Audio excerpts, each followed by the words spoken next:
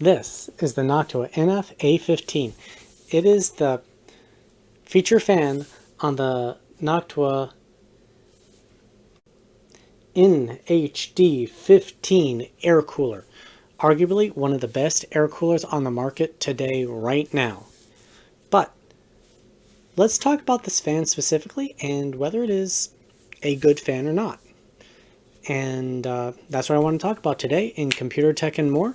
Welcome to my video.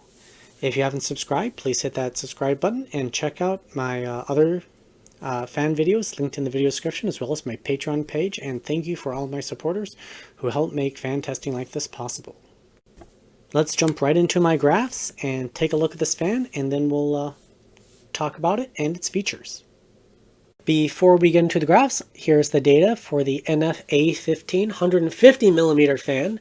I'm rating it as 140 just for sake of my graphs and comparison. If you're going to use this data for your own purposes, that's fine. If you're going to publish it in a video, I just ask that you reference me because I'm the one that generated it.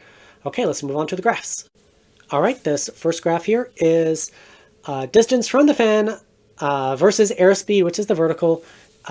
Distance from the fan is horizontal, and the different color lines represent different RPMs.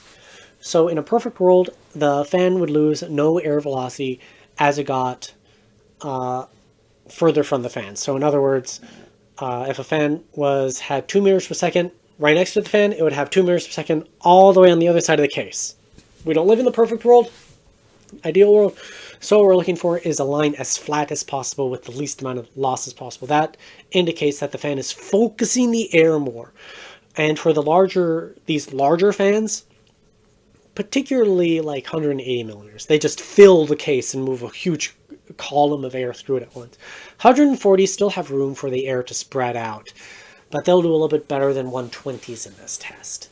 So we can actually see that here, and this one I had to adapt the test a little bit, so it's a little bit different than normal 140s because the 150mm fan was just a little bit bigger than my openings.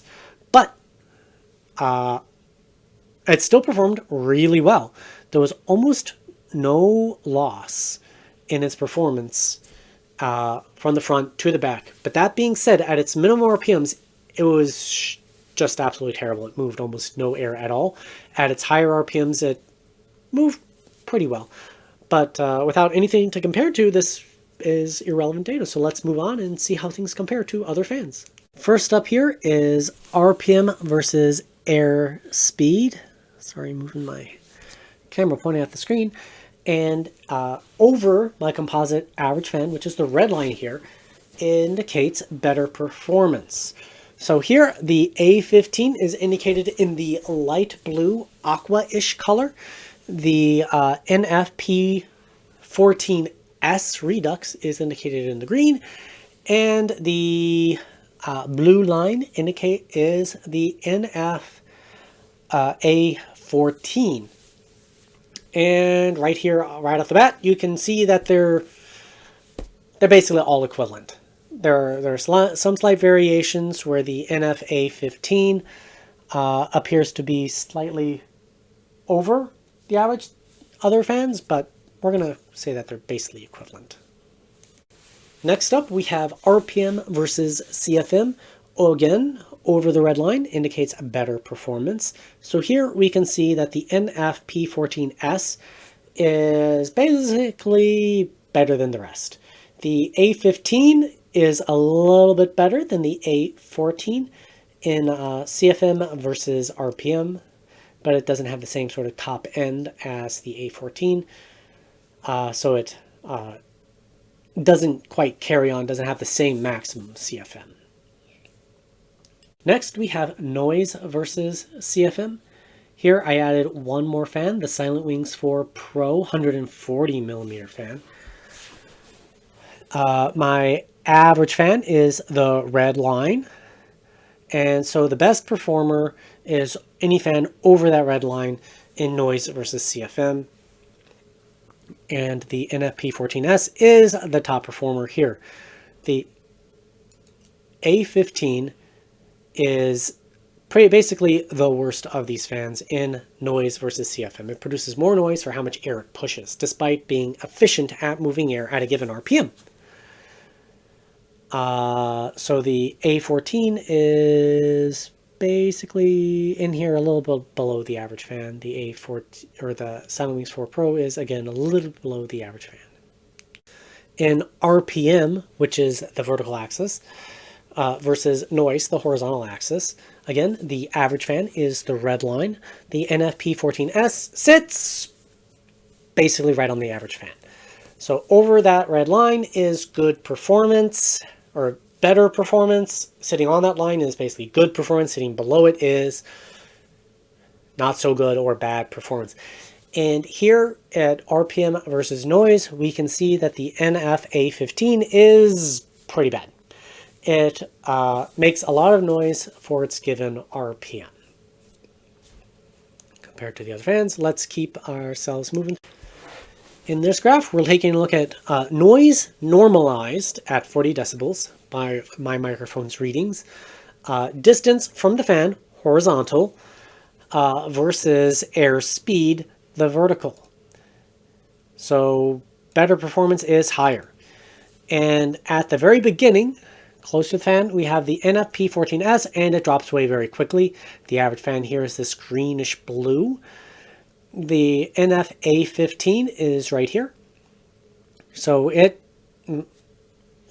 oddly, I tested it like 3 times, gains performance at 9 inches versus 6 inches. I know. Realistically, I think it would be like here. But it follows the trend. Matter of fact, it looks to be matching the A14's green line pretty closely. So this indicates that the two fans are pretty good performers, noise normalized, pushing air through a case. Then we have 100% PWM of distance from the fan versus airspeed. So here I'm taking a look at the regular A14, and over here on the legend, you can see the RPMs of the fan, as well as the decibels that they generated at those RPMs. So the A15 spun the slowest and produced the second most noise. The A14 spun the second fastest and produced the most noise. But realistically, the A14 and A15 produced about the same amount of noise. The P14S was the quietest of the bunch while spinning the fastest. But how is it actually in a case at pushing air? Well, the A14 did the best until the very end of the case, where the A15 finally tied it. So the A14 would be, of these 3 fans, the one that I would recommend for actually using in a case. Even though at the very trail end, the A14 and A15 basically tie each other for how much air they push at the back of the case when it hits like a CPU cooler. The green line is the average fan, which the P14S basically just follows exactly as is. Onward and upward to how this fan compares to every other fan that I've tested. So this is noise normalized airspeed through a cooler, meaning my thick boy Noctua cooler, CPU cooler. The NF-A15 is right here, moving 0.5 meters per second of air. So it is actually well below the other fans here.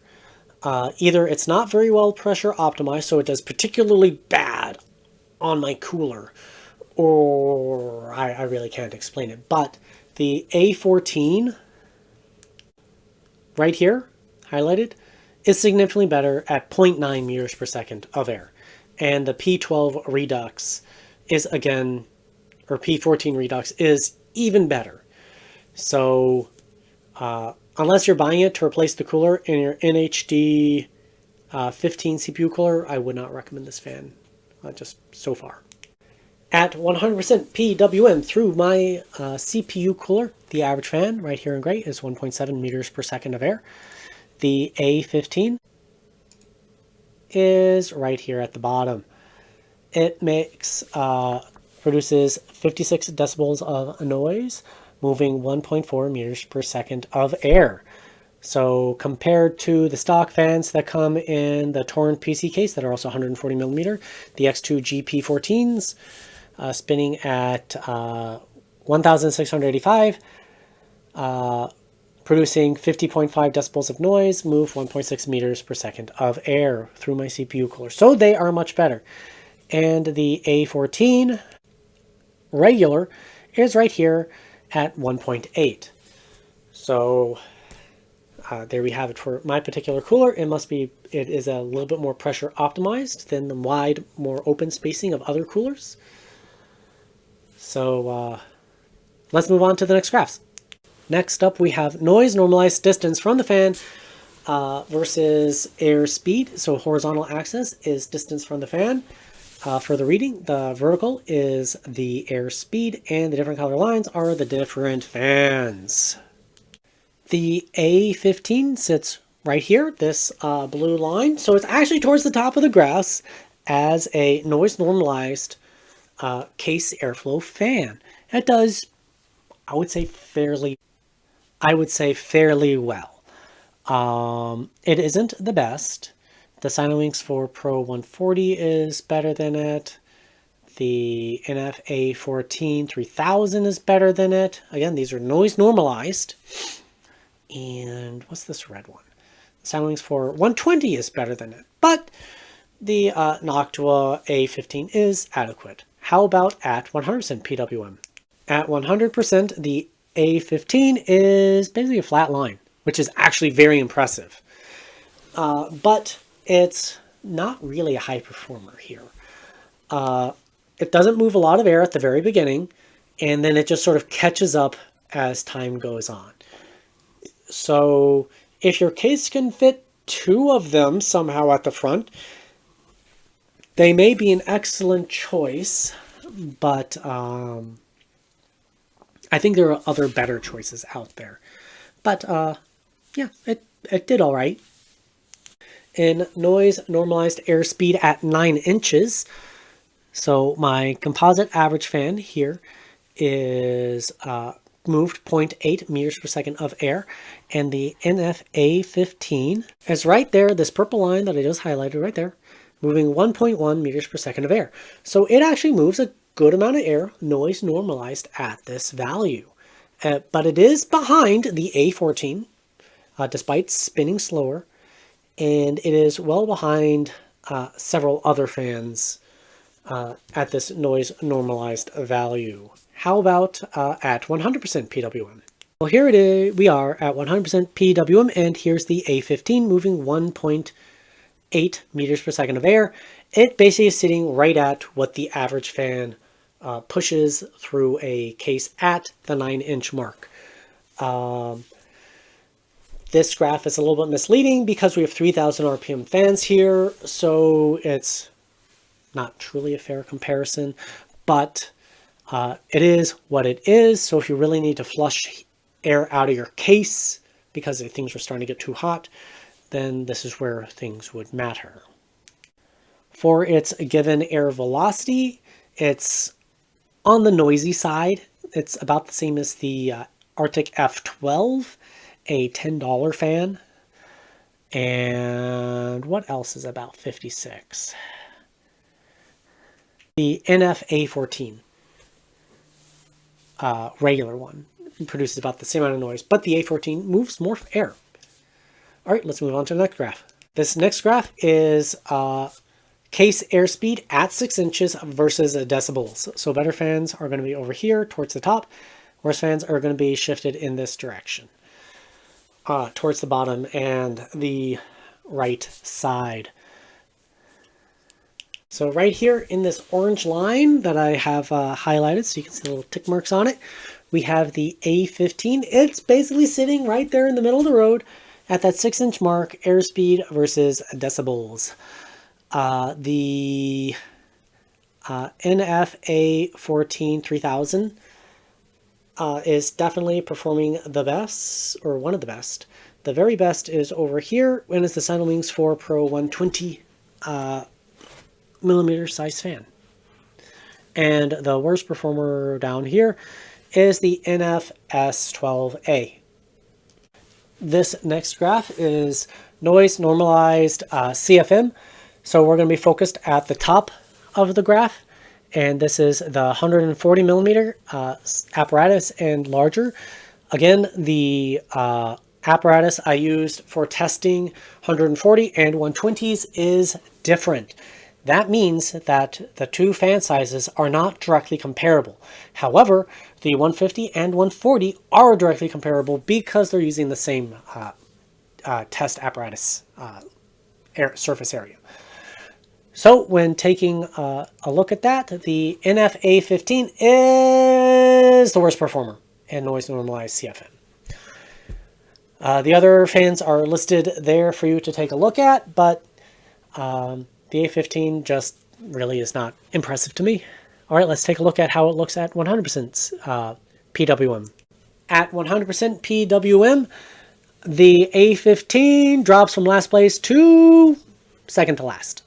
It just barely beats out the X2GP14, the stock fan that comes in the Factor Design Torrent, but at pretty significantly more noise. The regular A14 is significantly more performant at basically the exact same noise level.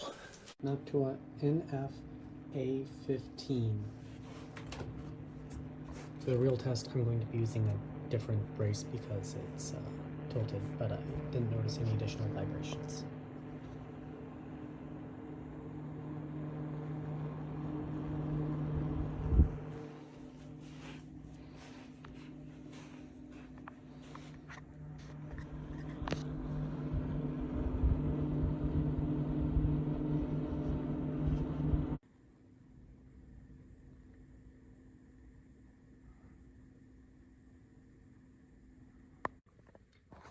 Not the best, but functional.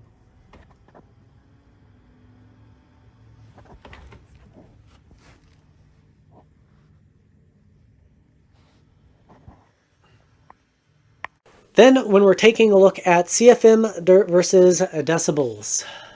So better fans are going to be over here, worse fans are going to be over here. And we have all the 140 millimeter fans all on this graph. So we want higher CFM for the least amount of noise, and the top performer here is the NF-P14 Redux. The Silentwings 4 Pro is basically representative of the middle, and the A15, it looks like it's basically lagging behind everybody else in this graph. So it's just largely not that impressive here. All right, let's take a closer look at the fans, and then we'll go into the value proposition of the fan.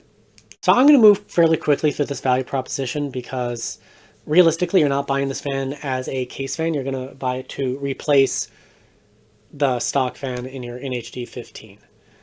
And its value proposition is at 6 inches as a case airflow fan is pretty much in line with average at a value proposition of 0.45 as compared to 0.52 for the X2 GP14. If we come over to at 100% PWM, it's basically in line with average. Again, moving just quickly through it. At 9 inches, it actually starts to look better because of that larger fan diameter. It pushes air a little bit better through a case, but its odd size means that it may not fit particularly well in a lot of cases. At 100% PWM, it kind of drops away, doesn't do as well because its maximums are not as good. And through an air cooler, at least my particular air cooler, which I consider is kind of halfway between a high pressure requirement and a free-flowing air cooler, it's not very good.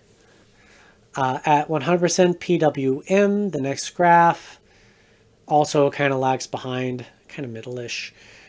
And then at its pure CFM rating, it does okay. It is upper middle at its value proposition rating of 2.16 in its value proposition rating.